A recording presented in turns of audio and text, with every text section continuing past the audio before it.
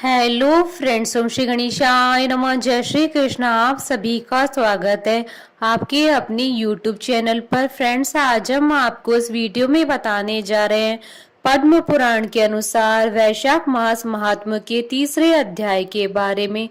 Friends, वैशाख मास महात्म्य की कहानियों के भी वीडियो आप देख सकते हैं हमारे चैनल पर। फ्रेंड्स, वीडियो शुरू करने से पहले आपसे रिक्वेस्ट है, अगर आप हमारे चैनल पर नए हैं और आपने अभी तक चैनल को सब्सक्राइब नहीं किया है तो प्लीज सब्सक्राइब कीजिएगा चैनल को, साथ ही प्रेस कीजिएगा बेल आइकन को, जिससे नए वीडियो से रिलेटेड नोटिफिकेशन आपको तुरंत प्राप्त हो सके। और वीडियो पसंद आने पर वीडियो को लाइक और शेयर जरूर कीजिएगा ताकि सभी भक्तों को इस वीडियो का लाभ प्राप्त हो सके। और कमेंट बॉक्स में जय श्री कृष्ण जरूर लिखिएगा। वैशाख मास महात्म सब प्रकार के विघ्नों का नाश करने वाले तथा सारी सृष्टि का पालन करने वाले श्री गणेश जी, ज्ञान के दाता देवी श्री सरस्वती जी तथा सब पुराणों के कर्ता श्री व्यास जी तथा श्री गुरुदेव के चरण कमलों में नमस्कार करके भगवान की श्रद्धा और भक्ति रस में डूबे हुए वैशाख मास महात्म की कथा कहती हूँ। तीसरा अध्याय प्रारंभ।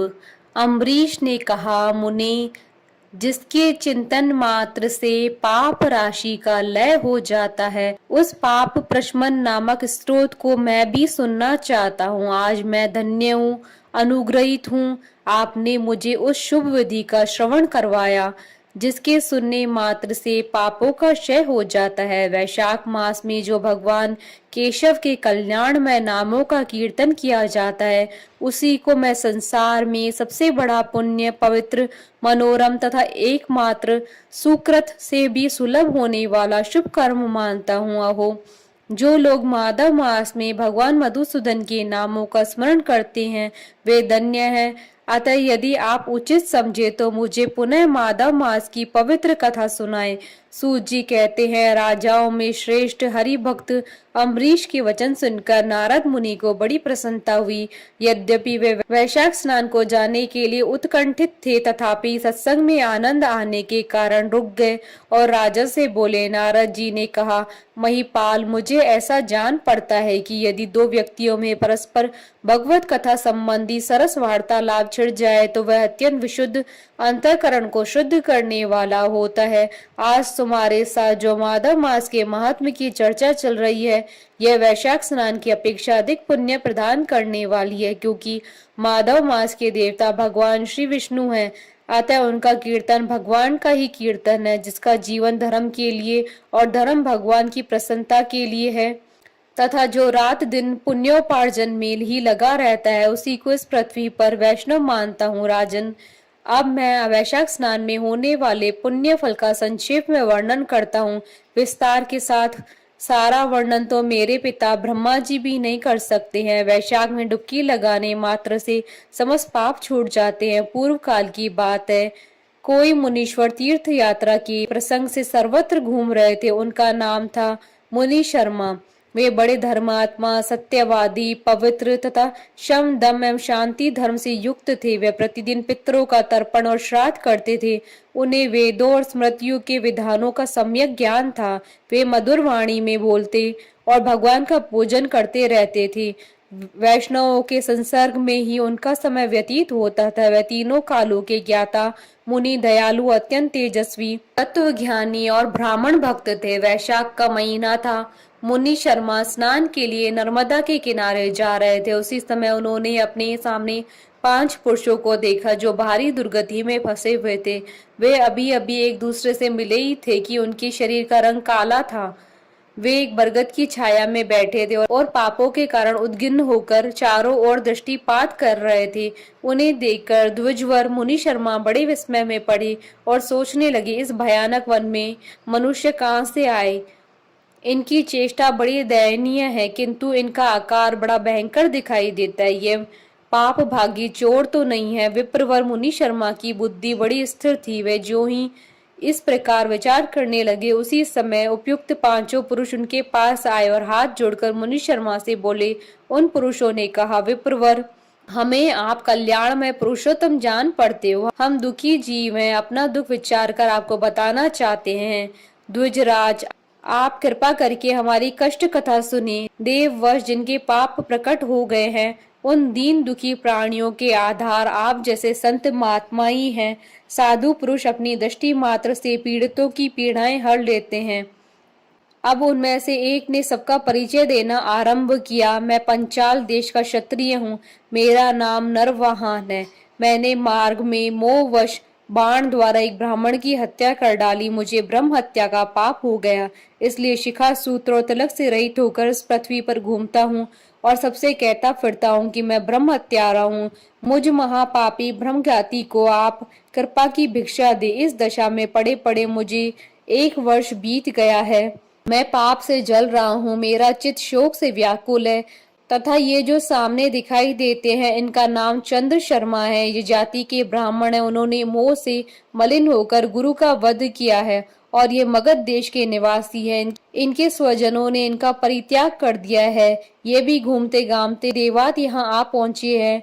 इनके भी न शिखा है न सूत्र है। ब्राह्मण का कोई भी चिन्ह इनके शरीर में नहीं रह गया है। इनके सिवा जो ये तीसरे व्यक्ति है इनका नाम देव शर्मा है। स्वामिन, ये भी बड़े कष्ट में है। ये भी जाति के ब्राह्मण है, किंतु मोहवश वैश्या की आसक्ति में फंसकर शराबी हो गए थे। इन्होंने भी पूछने पर अपना सारा हाल चाल सच सच कह सुनाया। अपने प्रथम पापाचार को याद करके इनके हृदय में बड़ा संताप होता है। ये सदा मन संताप से पीड़ित रहते हैं। इनको उनकी स्त्री ने, बंधु बांधुओं ने तथा गांव के सब लोगों ने वहां से निकाल दिया है।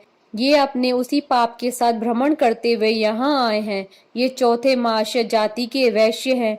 इनका नाम विदुर है। ये गुरु पत्नी के साथ समागम करने वाले हैं। इनकी माता मिथिला में जाकर वैश्या हो गई थी। इन्होंने मोहवश 3 महीनों तक उसी का उपभोग किया है, परंतु जब असली बात का पता लगा तो वह बहुत दुखी होकर पृथ्वी पर विचरते हुए ये भी वहां आ पहुंचे हैं। हम में से जो ये 5वें दिखाई दे रहे हैं ये भी वैश्य है।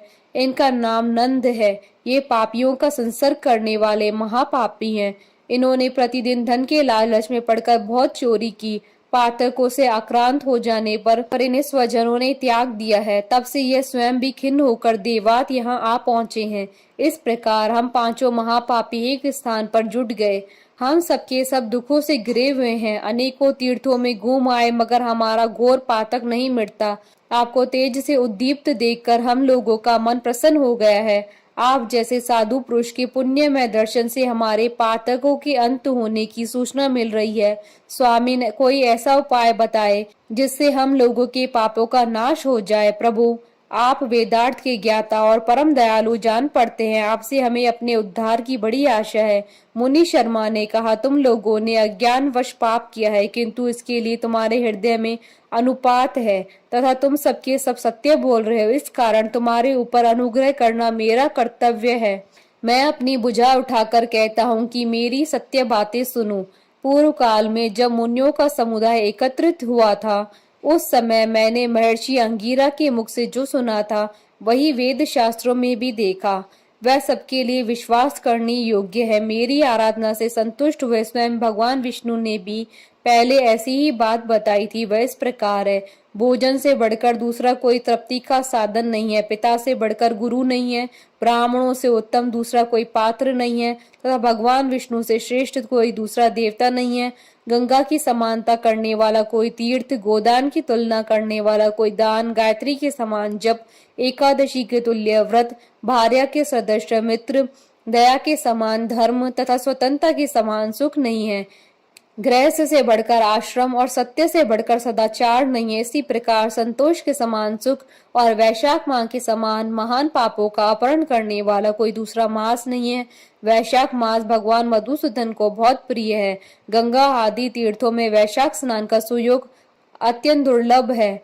उस समय गंगा, जमुना तथा नर्मदा की प्राप्ति कठिन होती है। जो शुद्ध हृदय वाला मनुष्य भगवान के भजन में तत्पर हो पूरे वैशाख भर प्रातः काल गंगा स्नान करता है, वह सब पापों से मुक्त होकर परम गति को प्राप्त होता है। इसलिए पुण्य के सारभूत इस वैशाख मास में तुम भी सभी पातकी मेरे साथ नर्मदा तट पर चलो और उसमें गोते लगाओ। नर्मदा के जल का मुनि लोग भी सेवन करते हैं। वह समस्त पापों के भय का नाश करने वाला है। मुनि के यूं कहने पर वे सब पापी उनके साथ अद्भुत पुण्य प्रदान करने वाली नर्मदा की प्रशंसा करते हुए उनके तट पर गए। किनारे पहुंचकर ब्राह्मण श्रेष्ठ मुनि शर्मा का चित्त प्रसन्न हो गया। उन्होंने वेदोक्त विधि के अनुसार नर्मदा के जल में प्रातः स्नान किया। उपयुक्त पांचों पापियों ने भी ब्राह्मण के कहने से जो ही नर्मदा में डुबकी लगाई, त्यों ही उनके शरीर का रंग बदल गया।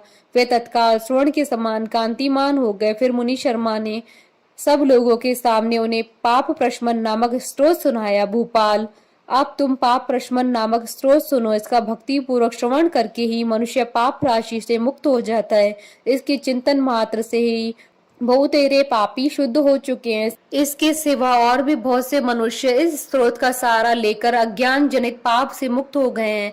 जब मनुष्य का चित्त पराई स्त्री, पराय धन तथा जीव हिंसा आदि की ओर जाए तो इस प्रायश्चित रूपा स्तुति की शरण लेनी चाहिए। संपूर्ण विश्व में व्यापक भगवान श्री विष्णु को सर्वदा नमस्कार है। विष्णु को बारंबार प्रणाम है। मैं अपने चित्त में विराजमान विष्णु को नमस्कार करता हूँ। अपने अहंकार में व्याप्त श्री हरि को मस्तक झुकाता हूँ। श्री विष्णु चित्त में विराजमान ईश्वर, मन और इंद्रियों के शासक, अव्यक्त, अनंत, अपराजित, सबके द्वारा स्तवन करने योग्य तथा आदि अंत से रहित ऐसे श्री हरि को मैं नित्य प्रणाम करता हूँ। जो विष्णु मेरे चित्त में विराजमान है, जो विष्णु मेरी बुद्धि में स्थित है, जो विष्णु मेरे अहंकार में व्याप्त है तथा जो विष्णु सदा मेरे स्वरूप में स्थित है, वे ही कर्ता होकर सब कुछ कराते हैं। उन विष्णु भगवान का चिंतन करने पर चराचर प्राणियों का सारा पाप नष्ट हो जाता है। जो ध्यान करने और स्वप्न में दिख जाने पर भी पापियों के पाप हर लेते हैं तथा चरणों में पड़े हुए शरणागत भक्त जिन्हें अत्यंत प्रिय हैं, उन वामन रूपधारी भगवान श्री विष्णु को नमस्कार करती हूँ, जो अजन्मा, अक्षर और अविनाशी है तथा इस अवलभ्य शून्य संसार में हाथ का सहारा देने वाला है। स्रोतों द्वारा जिनकी स्तुति की जाती है, उन सनातन श्री विष्णु को मैं सदा प्रणाम करती हूँ। हे सर्वेश्वर, हे ईश्वर, हे व्यापक परमात्मन, हे अदोषज, हे इंद्रियों का शासन करने वाले अंतर्यामी ऋषिकेश, मैं आपको बारंबार नमस्कार करती हूँ। हे नरसिंह, हे अनंत, हे गोविंद, हे भूत भावन, हे केशव, हे जनार्दन, मेरे दुर्वचन, दुष्कर्म और दुष्चिंतन को शीघ्र नष्ट कीजिए। महाभाव, मेरी प्रार्थना सुनिए। अपने चित्त के वश में होकर मैंने जो कुछ भी बुरा चिंतन किया हो उसको शांत कीजिए। ब्राह्मणों का हित साधन करने वाले देवता गोविंद, परमार्थ में तत्पर रहने वाले जगन्नाथ, जगत को धारण करने वाले अच्युत, मेरे पापों को नाश कीजिए। मैंने पूर्वाह्न, साय, मध्याह्न तथा रात्रि के समय शरीर, मन और वाणी के द्वारा जानकर या अनजान में जो भी कुछ पाप किया हो वह सब ऋषिकेश, पुंडरीकाक्ष और माधव इन तीन नामों के उच्चारण से नष्ट हो जाए। ऋषिकेश, आपके नामोच्चारण से मेरा शारीरिक पाप नष्ट हो जाए। पुंडरीकाक्ष, आपके स्मरण से मेरा मानस पाप शांत हो जाए तथा माधव, आपके नाम कीर्तन से मेरे वाचिक पाप नाश हो जाएं। मैंने खाते पीते, खड़े होते, सोते, जागते तथा ठहरते समय मन, वाणी और शरीर से स्वार्थ या धन के लिए जो कुत्सित योनियों और नरकों की प्राप्ति कराने वाला महान पाप या थोड़ा पाप किया है, वह सब भगवान वासुदेव का नामोच्चारण करने से नष्ट हो जाए। जिसे पर ब्रह्म, परम धाम और परम पवित्र कहते हैं, वह तत्व भगवान श्री विष्णु है। इन श्री विष्णु भगवान का कीर्तन करने से मेरे जो भी पाप हो वह नष्ट हो जाए। जो गंध और स्पर्श से रहित है, ज्ञानी पुरुष जिसे पाकर पुनः संसार में नहीं लौटते, वह श्री विष्णु का ही परम पद है। वह सब मुझे पूर्ण रूप से प्राप्त हो जाए।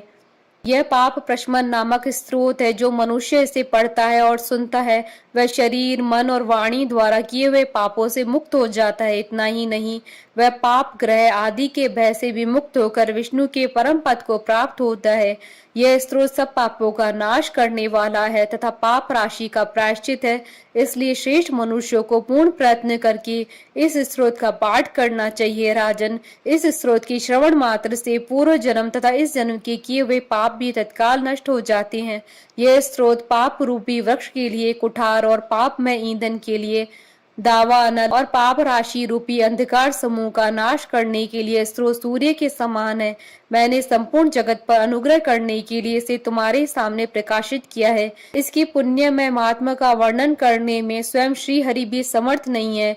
इति श्री स्कंद पुराण अंतर्गत वैशाख मास महात्म का तीसरा अध्याय संपूर्ण। बोलिए भगवान विष्णु की जय, सनातन धर्म की जय। हमारे साथ इस वीडियो में अंत तक बने रहने के लिए आपका धन्यवाद। ओम श्री गणेशाय नमः। जय श्री कृष्णा।